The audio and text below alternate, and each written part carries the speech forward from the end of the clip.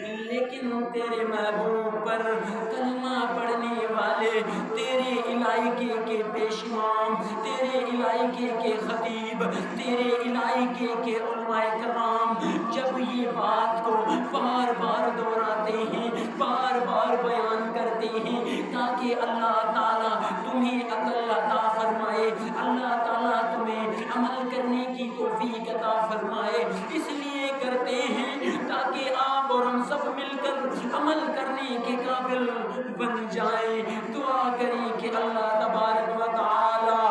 اپنی فرمان پر یعنی قرآن کریم پڑھ کر، سمجھ کر، اس کے مطابق زندگی گزارنے کا توفیق عطا فرمائے۔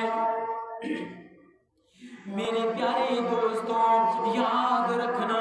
یہ مساجدیں، یہ مدارس، یہ ایجوکیشن جتنے بھی پوائنٹس ہیں مختلف شعبوں پر ورک کر رہے ہوتے ہیں، ان کا کام یہی ہے آپ کو اور مجھے علم پرووائڈ کرنا، علم دینا، پڑھنا، پڑھانا، سمجھنا، سمجھانا۔